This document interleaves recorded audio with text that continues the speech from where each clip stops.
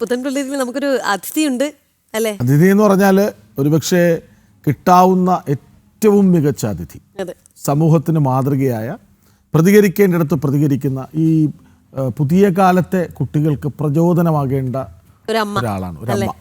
അമ്മ എന്ന് എന്നെ വിളിക്കും, തുടക്കം മുതൽ ഒടുക്കം വരെ അമ്മ എന്ന് എന്നെ വിളിക്കും. അമ്മയുടെ പൗരബോധമാണ് നമ്മളിപ്പോൾ ചർച്ച ചെയ്തുകൊണ്ടിരിക്കുന്നത് എന്നുള്ളതാണ്. ആ അമ്മയുടെ പേരെന്താണ്, അവരുടെ മേൽവിലാസം എന്താണ്, ആ അമ്മ ആരാണ്, അങ്ങനെ ഒരുപാട് പേർ ചോദ്യങ്ങൾ ഉന്നയിക്കുന്നുണ്ട്. പ്രഭാവതി അമ്മ അല്ലെ? ഗതാഗതക്കുരുക്ക് മറികടക്കാൻ നടപ്പാതയിലൂടെ സ്കൂട്ടർ ഓടിച്ചെത്തിയ യാത്രികനെ തടഞ്ഞു നിർത്തി ഒരു പാഠം പഠിപ്പിച്ച അമ്മ. കേരളത്തിൻ്റെ ഹീറോയാണിപ്പോൾ. കോഴിക്കോട് എരഞ്ഞിപ്പാലം ട്രാഫിക് സിഗ്നലിന് സമീപത്തായിരുന്നു സംഭവം. ബൈക്ക് യാത്രികനെ വിരട്ടി ഓടിച്ച പ്രഭാവതി അമ്മയുടെ പൗരബോധത്തിനാണ് കേരളം ഇന്ന് കൈയടിക്കുന്നത്. ആ അഭിമാന താരം നമുക്കൊപ്പം ചേരുകയാണ്. പ്രഭാവതി അമ്മ. അമ്മ നമസ്കാരം.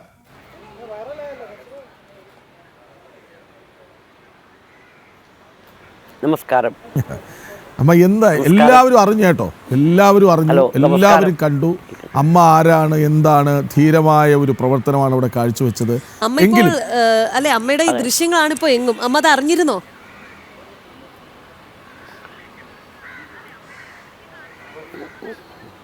ഞാൻ അറിയുന്നത് ഇന്നലെ വൈകിട്ട് 4:30 മണിക്കാണ്. എൻ്റെ ചേച്ചിയുടെ മകള് അവൾ വിളിച്ചു പറയുന്നത് ഇൻസ്റ്റാഗ്രാമിൽ ഇങ്ങനെ ഒരു ഇത് വന്നിട്ട്, അല്ല വൈറലായല്ലോ എന്ന് പറഞ്ഞിട്ടാണ് എന്നെ വിളിക്കുന്നത്. അപ്പോൾ ഞാൻ ഇൻസ്റ്റാഗ്രാം അക്കൗണ്ട് എടുത്തിട്ടുണ്ടായിരുന്നു. ഞാൻ വല്ലപ്പോഴും ഓപ്പൺ ചെയ്യാറില്ല, പലപ്പോഴും സമയം കിട്ടാറില്ല, അല്ലെങ്കിൽ എനിക്കത് വേണ്ട വിധത്തിൽ ഓപ്പറേറ്റ് ചെയ്യാൻ അറിയാറില്ല. പക്ഷേ ചിലപ്പോൾ അത് നമ്മളെ ഫോളോവർ പറയുമ്പോൾ ഞാനതൊന്ന് ഓൺ ചെയ്ത് നോക്കും, അത് കാണും, അത്രയേ ഉള്ളൂ. അപ്പോൾ അവൾ വിളിച്ചു പറഞ്ഞപ്പോൾ ഞാൻ ചോദിച്ചാൽ എന്താ ചോദിച്ചാൽ പറഞ്ഞു ഇങ്ങനെ ഒരു സംഭവം ഉണ്ട്, നോക്കൂ എന്ന് പറഞ്ഞു. അപ്പോൾ അവൾ ഇട്ട് ഇത് ഇൻസ്റ്റാഗ്രാമിൽ അവളെ അക്കൗണ്ട് നോക്കിയപ്പോൾ സംഭവം കണ്ടു. അപ്പോൾ പിന്നെ തുടരെ അതിനകത്ത് കമൻസ് വായിക്കാൻ പോലും എനിക്കറിയില്ല. അപ്പോൾ എൻ്റെ ഒരു അടുത്ത അയൽവാസി പയ്യൻ, അവന് ഞാനുമായിട്ട് ഭയങ്കര കമ്പനിയാണ്. ചിലപ്പോൾ അവന് +2 കഴിഞ്ഞിട്ടുള്ളൂ. അപ്പോൾ അവൻ വന്ന് എനിക്ക് ഓപ്പൺ ചെയ്ത് തന്നു, അതിൻ്റെ കമൻസൊക്കെ വായിച്ചു തന്നു. അപ്പം ഞങ്ങൾ അതിനുശേഷം പിന്നെ 6 മണി മുതൽ പിന്നെ ചാനലുകാരെ വരവാണ്, അവരാഘോഷമാക്കി. എന്താണ് സംഭവിച്ചത് ഒന്നുകൂടെ ഒന്ന് പറയാമോ? റിലീവ് ആവുന്നു, എന്താണ് അവിടെ ഉണ്ടായതെന്ന്. അവരാഘോഷമാക്കി. സംഭവം എന്ന് പറഞ്ഞാൽ ഇവിടെ ഇത് ഞാൻ അതിൻ്റെ തൊട്ട മുമ്പത്തെ കാര്യങ്ങൾ കൂടി പറയണമല്ലോ. ഇത് ഈ ബൈപ്പാസിൽ സ്ഥിരമായി ട്രാഫിക് ജാം ഉണ്ടാകുന്നൊരു സന്ദർഭങ്ങളിലൊക്കെ ഇവരിങ്ങനെ ചെയ്തുകൊണ്ടിരിക്കുന്നു കുറച്ച് കാലങ്ങളായി.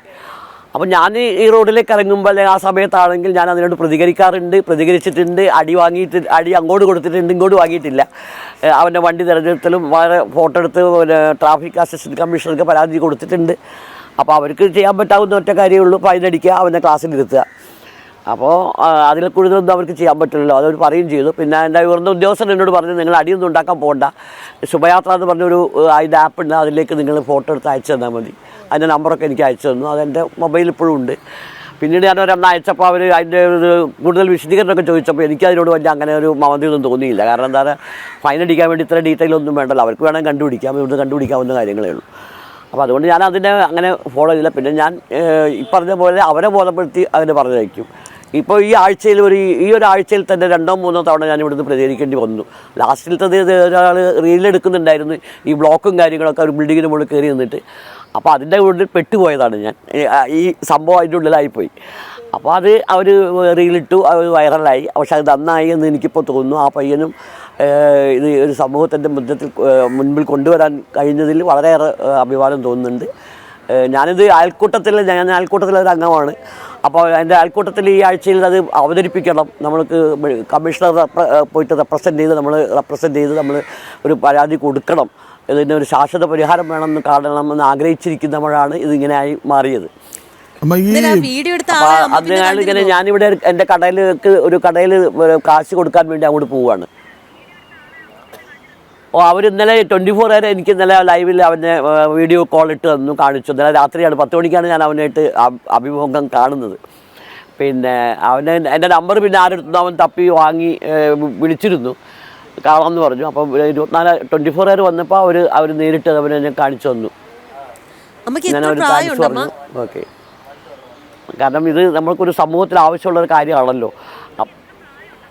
എനിക്ക് നമ്പർ പ്രായം പറയരുതെന്നല്ലേ ഞാൻ എപ്പോഴും കുട്ടിയാണെന്ന് ആഗ്രഹിക്കുന്നത്. ഞാൻ 25 നമ്പർ പറയുകയാണെങ്കിൽ 73 ആവുന്നു. അമ്മ ഒരു വണ്ടി ബൈക്കിൽ യാത്ര ചെയ്യാൻ എന്നെ വയോധികാന്ന് വിളിച്ചതിൽ എനിക്ക് എല്ലാവരോടും പ്രതിഷേധമുണ്ട്. ഇല്ലല്ല, ഇല്ല, ഞങ്ങൾ അമ്മ അമ്മാന്നാ എന്ന് വിളിക്കുന്നത് അതുകൊണ്ടാണ്. എൻ്റെ അമ്മയെ പോലെ അല്ലെങ്കിൽ രാഖിയുടെ അമ്മയെ പോലെ ഒരു അമ്മയാണ്. അത്രയ്ക്ക് സ്നേഹം ഞങ്ങൾക്ക് തോന്നുന്നുണ്ട്. കാരണം ആ ഒരൊറ്റ ദൃശ്യം മതിയല്ലോ. അമ്മ ഈ എതിരെ വന്ന ആളുണ്ട്, അതെ, ഓക്കെ, അമ്മമാന്ന് വിളിച്ചാലും കുഴപ്പമില്ല. ഈ വയോധിക എന്ന് പറയുന്നത് അതിന്റെ മാനദണ്ഡം മാറിയല്ലോ. അതെ അതെ, അത് മാത്രമല്ല അമ്മ അത്യാവശ്യം മധ്യവയസ്കനാണ്. അമ്മ വളരെ ആധുനികമായാണ് സംസാരിക്കുന്നത്. ഒരു +2 പയ്യനുമായിട്ട് വളരെ അടുത്ത സൗഹൃദമാണ്, കാര്യങ്ങൾ ഒരുപാട് സംസാരിക്കാറുണ്ട്. അപ്പോൾ പുതിയ കാലമൊക്കെ അറിയുന്ന അമ്മയാണ്. ഈ എതിരെ വന്ന ആളുണ്ടല്ലോ, അമ്മ ആദ്യം എവിടെ പോകുന്നു അല്ലെങ്കിൽ തടഞ്ഞു നിർത്തുമ്പോൾ എന്താണ് പറഞ്ഞത്? അതെ, അയാൾ എന്നോട് പറഞ്ഞു മാറി നിൽക്കൂ എന്നാ പറയുന്നത്. ഞാനിങ്ങനെ വരുമല്ലേ, നടന്നു പോവുകയല്ലേ, മുന്നോട്ട് പോവുകയാണ്. അയാൾ എൻ്റെ അഭിമുഖമായിട്ട് വരുന്നു.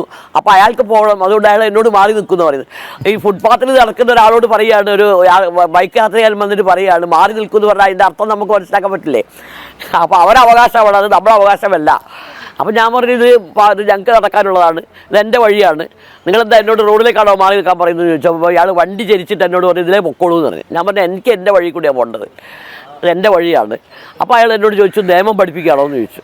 നിയമം പറയുകയാണല്ലോ എന്ന് പറഞ്ഞു. അപ്പോൾ അയാൾ വളരെ കൂളായിട്ടാണ് പറയുന്നത്, അങ്ങനെ വളരെ ഷാർപ്പായിട്ടൊന്നുമല്ല, വളരെ മൈൽഡായിട്ട് തന്നെയാണ് പറയുന്നത്. അപ്പോൾ ഞാൻ പറഞ്ഞു അല്ല, ഞാൻ എൻ്റെ വഴിക്ക് പോവുകയാണ്, ഞാൻ നിയമത്തിൻ്റെ വഴിക്കൊന്നുമല്ല പോകുന്നത്.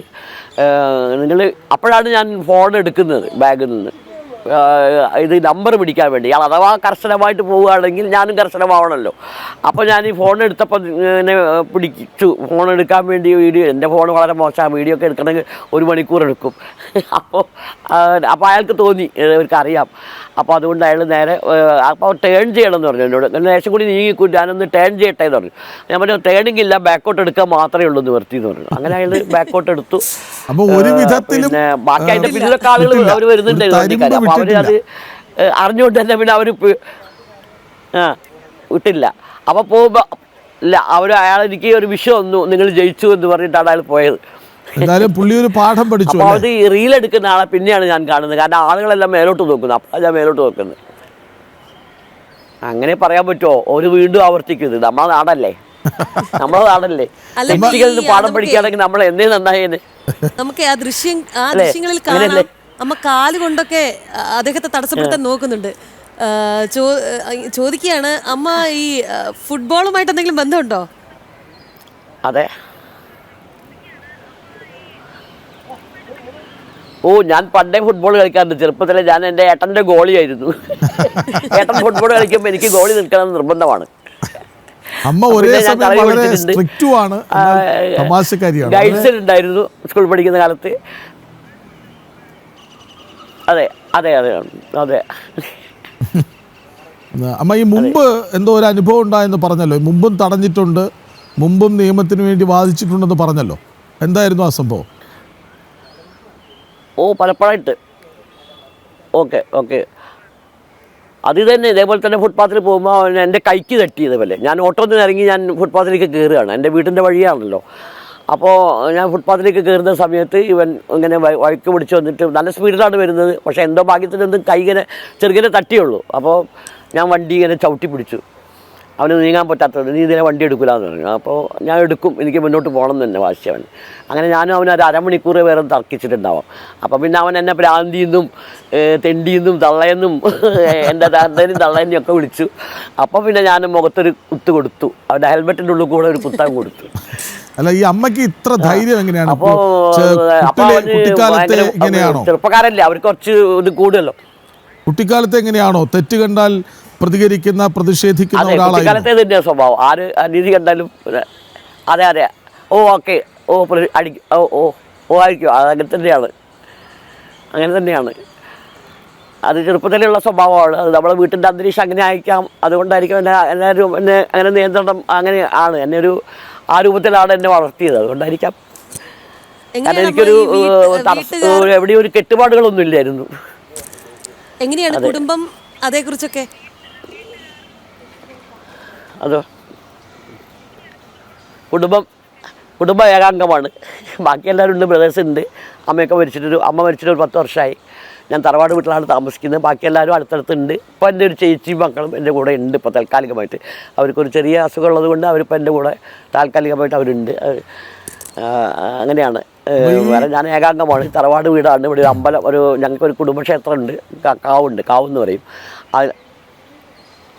അപ്പൊ ഈ ഒറ്റയ്ക്കുള്ള ജീവിതം കാവാണ്, അത് ഒരുപാട് കരുത്ത് നൽകിയിട്ടുണ്ട്. തറവാട് വീടാണ്. ആ കാവിന്റെ രണ്ടും പറയണമല്ലോ, ഈ ഒറ്റയ്ക്ക് ജീവിക്കുന്നത് കൊണ്ട് വളരെ സ്ട്രോങ് ആണ്, അല്ലെങ്കിൽ ഒറ്റയ്ക്ക് ജീവിച്ചതിലൂടെ ഉണ്ടാക്കിയ കരുത്ത്. അതെ അതെ, അല്ലെങ്കിൽ അതുകൊണ്ട് അല്ല, അതൊക്കെ അതിന് മുമ്പ് നമുക്ക് ഈ കരുത്തുണ്ട്. പക്ഷേ ഈ ഒറ്റയ്ക്ക് ജീവിക്കാനുള്ള കരുത്തും അതുപോലെ തന്നെ ആയിരിക്കാം.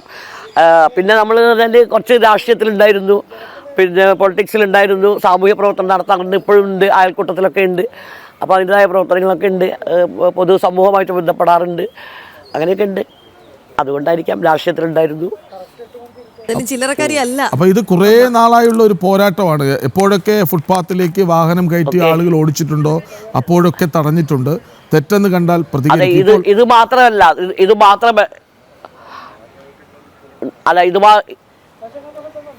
ഇത് മാത്രമല്ല നമ്മൾ ട്രാഫിക് ഇതുണ്ടല്ലോ, ഓട്ടോറിക്ഷക്കാർ നിരന്തരം അവരുമായിട്ട് ഞാൻ പ്രശ്നങ്ങൾ ഉണ്ടാക്കുന്നത്. കാരണം വിളിച്ചോടത്തിലേക്ക് പോകില്ല, ചാർജ് കൂടുതൽ വാങ്ങുക.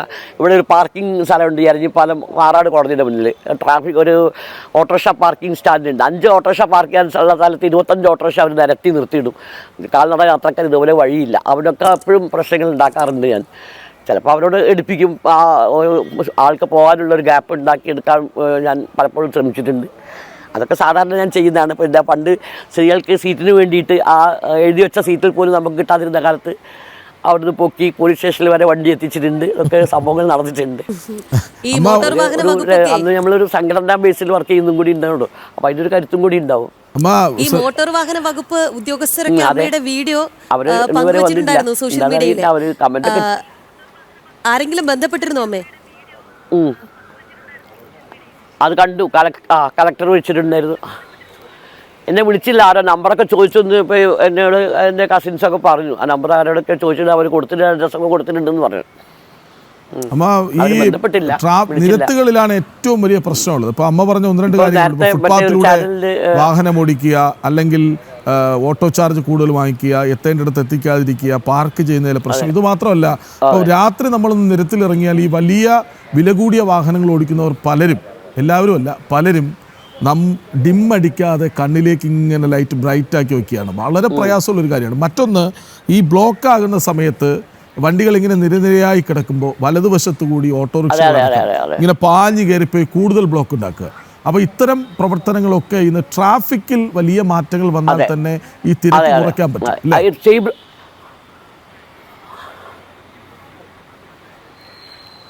അതെ അതെ അതെ, ഈ സീബ്ര ലൈനിൽ കൂടെ നമ്മൾ കടക്കുമ്പോൾ മുന്നിലുള്ള വാഹനം നിർത്തിത്തരും, പക്ഷെ പിന്നിലുള്ളതിനെ ഓവർടേക്ക് ചെയ്ത് വരികയാണ് അവനെ. അതൊക്കെ പലപ്പോഴും അനുഭവമുണ്ട്. പക്ഷെ ആരോട് പറയാനുള്ളതാണ് ഒരു പ്രശ്നം. ബസ് സ്റ്റോപ്പിൽ ബസ് നിർത്തൂല, അവർക്ക് തോന്നിയെടുത്ത് നിർത്തും. അങ്ങനെയൊക്കെ അനുഭവങ്ങളുണ്ട്. പക്ഷെ ഞാൻ അതിനൊക്കെ പ്രതികരിക്കാറുണ്ട്. അപ്പോൾ അവർ നമ്മളെന്തോ വിലാതി പറയുന്ന പോലെയൊക്കെ ചിലപ്പോൾ കണക്കൂട്ടി അങ്ങ് പോവുകയായിരിക്കും. എന്താണെന്ന് പറയാൻ പറ്റില്ല. ഈ പ്രതികരിക്കുന്നവരുടെ കുറവായതുകൊണ്ടായിരിക്കും അല്ലേ? അമ്മ പറഞ്ഞതുപോലെ അമ്മ ഒരാളോട് പ്രതികരിച്ചപ്പോൾ അസഭ്യം പറയുക, അല്ലെങ്കിൽ ഭ്രാന്തി എന്ന് വിളിക്കുക, അല്ലേ അമ്മ? അതുകൊണ്ട് തന്നെ ആയിരിക്കില്ലേ ഇത്തരത്തിലുള്ള പ്രതികരണങ്ങൾ നേരിടേണ്ടി വരുന്നത്? ഭ്രാന്തി, അതെ അതെ അതെ അതെ അതെ അതെ അതെ അതെ അതെ, നമ്മൾ ഒറ്റക്ക. കാരണം ഞാൻ ഈ പ്രതികരിക്കുമ്പോൾ ഒക്കെ ചുറ്റും ആളുകളിൽ നിന്ന് നോക്കുകയാണ്. അവരിടപെടൽ നടത്തുന്നില്ല. ഇടപെടൽ നടത്തുമ്പോൾ അവരെന്താ പറയുന്നത്, പൊക്കോട്ടെ, ബ്ലോക്കായിട്ടല്ലേ. അങ്ങനെ അവർക്ക് വേണ്ടി കോംപ്രമൈസ് ചെയ്യുക, നമുക്ക് വേണ്ടിയല്ല പറയുന്നത്, അവർക്ക് വേണ്ടി അതായത് പുരുഷാധിപത്യമാണല്ലോ. അപ്പോൾ അവർക്ക് വേണ്ടി കോംപ്രമൈസ് ചെയ്യാണ്, നമുക്ക് വേണ്ടി അവരൊന്നും ചെയ്യുന്നില്ല. ഇതിപ്പോൾ വളരെ വൈറലായി, ഈ ദൃശ്യം വളരെ വൈറലായി, കയ്യടി വരുന്നു, ഫോൺ വിളികൾ വരുന്നു, അമ്മയെ അഭിനന്ദിക്കുന്നു, അമ്മ ചെയ്ത മാതൃകാപരമായ ഒരു നടപടിയാണെന്ന് പറയുന്നു. മുൻപും ഒരു വലിയ ചരിത്രമുണ്ട്. ഈ അമ്മ പറഞ്ഞു തുടങ്ങിയ, അതായത് ജീവിതകാലത്തിൽ എവിടെയൊക്കെയോ വലിയ പോരാട്ടങ്ങൾ നടത്തി മുന്നോട്ട് പോകുന്ന ഒരാളാണ് അമ്മ. ഇനി അത് കുറച്ചുകൂടി കാര്യക്ഷമമാക്കും, അതായത് ഇനി വിടില്ല എന്ന തീരുമാനത്തിൽ കുറച്ചുകൂടി കാർക്കശ്യം ഉണ്ടാക്കാൻ പോവുകയാണോ? അതായത് ഒരു പോരാട്ടത്തിൻ്റെ 2ാമത്തെ തുടക്കമാണോ ഇത്?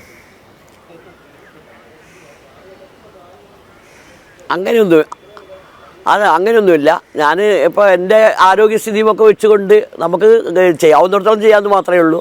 അതിനൊരു കൂട്ടായ്മ ഒക്കെ ഉണ്ടെങ്കിൽ അത് വളരെ നന്നാവും. ഇത് നമുക്കതിനൊരു തുടക്കമാവട്ടെ എന്ന് മാത്രം ഞാൻ ആഗ്രഹിക്കുകയാണ്. അതായത് ഒരുപാട് പേർക്ക് പ്രചോദനമാണ് അമ്മ. കാരണം നമ്മളെ സംബന്ധിച്ചിടത്തോളം ഇവിടെ ഇപ്പം പറഞ്ഞ വയോധിക അല്ല എന്ന് പറഞ്ഞാൽ പോലും, അതെ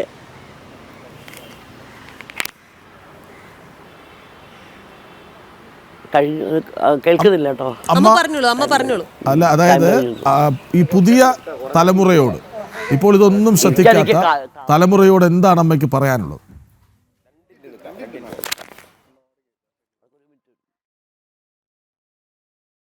നമ്മൾ ഈ സമൂഹത്തിന് വേണ്ടി നമ്മളെ കഴിവും നമ്മളെ ഊർജ്ജമൊക്കെ ചിലവാക്കണം എന്ന് മാത്രമേ പറയാനുള്ളൂ. ഇങ്ങനത്തെ അനീതികൾക്കെതിരായി നമ്മൾ ശക്തമായി, അല്ലെങ്കിൽ ആരെങ്കിലും പ്രതികരിക്കുന്നുണ്ടെങ്കിൽ അവരെ പിന്നിലെങ്കിലും നിൽക്കാൻ നമ്മൾ തയ്യാറാവണം. ഇന്നത്തെ തലമുറയോട് ഏറ്റവും കൂടുതലായിട്ട് പറയാനുള്ളത്. പക്ഷേ തലമുറ എന്ന് പറയുന്നത് നമുക്കറിയാമല്ലോ, ഇപ്പോൾ ലഹരി മരുന്നിന് അടിമയാണ്. അവർ വേറെ ഏതൊക്കെയോ ലോകത്താണ് ജീവിക്കുന്നത്. അപ്പോൾ അതിൽ നിന്നൊക്കെ അവർക്കൊരു മോചനം ഉണ്ടാവണം. ഇങ്ങനത്തെ പൊതുസമൂഹങ്ങളിൽ പ്രവർത്തനങ്ങളിൽ ഇടപെടണം കൂടുതലായിട്ട് ഉണ്ടാവാൻ. സംഘടിതമായിട്ട് ഇപ്പോൾ വിദ്യാർത്ഥി പ്രസ്ഥാനങ്ങളോ അല്ലെങ്കിൽ യുവജന പ്രസ്ഥാനങ്ങളിലൊക്കെ പേരിന് നാമമാത്രമായിട്ട് മാത്രമേ ഉള്ളൂ. അത് പോരാ. അവരൊരു മുദ്രാവാക്യം ഏറ്റെടുക്കും. ആ മുദ്രാവാക്യത്തിന് വേണ്ടി മാത്രം കാര്യങ്ങൾ നടത്തി പോകുന്ന സ്ഥിതി ആവരുത്. അല്ലാതെ തന്നെ നമ്മൾ സമൂഹത്തിൽ ഉണ്ടാകുന്ന ഓരോ അനീതിക്കും പോരാടാൻ വേണ്ടി യുവജനങ്ങൾ തയ്യാറാവണം. അതാണ് നമ്മളെ സമൂഹത്തിൻ്റെ മാറ്റങ്ങൾ അതിവേഗത്തിൽ ഉണ്ടാക്കുക. നേരത്തെ ഒരു ചാനലിൽ പറഞ്ഞ പോലെ സീനിയർ സിറ്റിസൺസും അതിനുവേണ്ടി ശ്രമിച്ചാൽ കുറേയും കൂടി മാറ്റങ്ങൾ ഉണ്ടാവും എന്നാണ് മന്ത്രി തന്നെ പറഞ്ഞതെന്ന് എനിക്ക് തോന്നുന്നു. ശരി അമ്മ, ഒരു ഒറ്റ കാര്യം കൂടെ ഒന്ന് ചോദിച്ചോട്ടെ. അതായത് അമ്മ നടന്നു വരുന്നു, എതിരെ ഒരാൾ വരുന്നു, അമ്മ തടയുന്നു, കുറേ നേരം സംസാരിക്കേണ്ടി വരുന്നു, വിടില്ല. ഞാൻ ഇവിടെ ഒന്ന് വണ്ടി തിരിച്ചു വെക്കോട്ടെ എന്ന് ചോദിച്ചപ്പോൾ അതിന് പോലും അനുവദിച്ചില്ല. ഇല്ല, റിവേഴ്സ് എടുത്ത് പോ എന്ന് പറയുകയാണ്. അപ്പോൾ ഒരു ആൾ അത് അനുസരിക്കേണ്ടി വരികയാണ്. അതെല്ലാം കഴിഞ്ഞ് അമ്മ മുമ്പോട്ട് വരുമ്പോൾ കുറേ പേരിങ്ങനെ മുകളിലേക്ക് നോക്കുന്നു. അപ്പോഴാണ് എൻ്റെ ദൃശ്യങ്ങൾ പകർത്തുന്നുണ്ട് എന്ന് അമ്മയ്ക്ക് ബോധ്യമായത്. അപ്പോഴൊരു ചിരിയുണ്ട്, അപ്പോഴൊരു ആക്ഷൻ ഉണ്ട്. അതൊക്കെ സത്യം പറഞ്ഞാലുണ്ടല്ലോ, ഈ പുതിയ കാലത്തും അമ്മയെപ്പോലുള്ളവർ ഉണ്ടാക്കി വയ്ക്കുന്ന ഒരു വലിയ ഇടമുണ്ട്. ആ ഇടം സൂചിപ്പിക്കുകയാണ്. ആ നിമിഷം, ഇത് ഞാൻ ഈ ചെയ്തതൊക്കെ പകർത്തിയല്ലോ എന്ന് കണ്ട നിമിഷം ഒന്ന് ഓർത്ത് പറയാം.